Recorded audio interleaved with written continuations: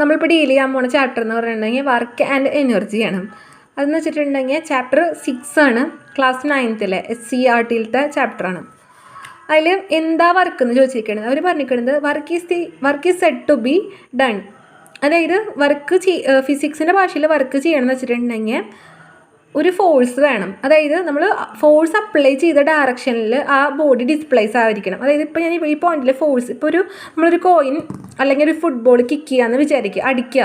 അങ്ങനെ വെച്ചിട്ടുണ്ടെങ്കിൽ നമ്മൾ ഫോഴ്സ് അപ്ലൈ ചെയ്യുന്ന ഡയറക്ഷനിൽ ഡിസ്പ്ലേസ്മെൻറ്റ് ഉണ്ടെങ്കിൽ മാത്രമേ എന്താണെന്ന് പറയുള്ളൂ, വർക്ക് ചെയ്തു എന്ന് പറയുള്ളൂ. അപ്പോൾ എന്ത് നമുക്ക് പറയാം, a work is said to be done if there is a displacement for an object in the direction of applied ഫോഴ്സും.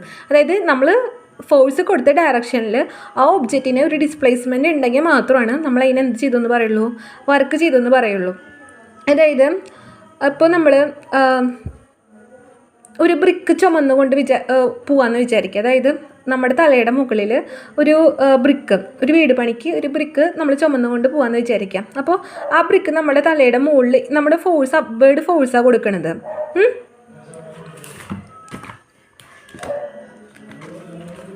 അതായെന്ന് വെച്ചിട്ടുണ്ടെങ്കിൽ ഇത് ബ്രിക്കാന്ന് വിചാരിക്കുക, ബ്രിക്ക് നമ്മൾ കൊണ്ടുപോകണം കേട്ടോ.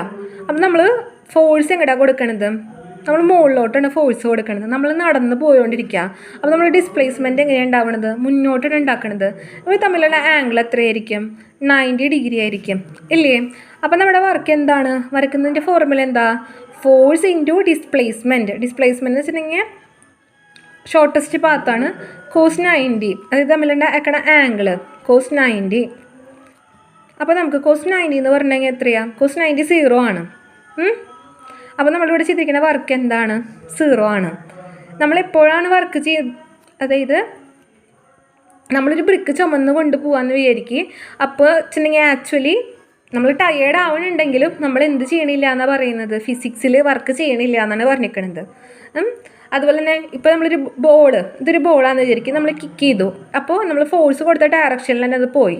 നമ്മൾ നേരെ ഫോഴ്സ് ഈ ഡയറക്ഷനാണ് കൊടുത്തതെന്ന് വെച്ചിട്ടുണ്ടെങ്കിൽ ആ ഡയറക്ഷനിൽ തന്നെയാണ് അത് ഡിസ്പ്ലേസ് ചെയ്തത്.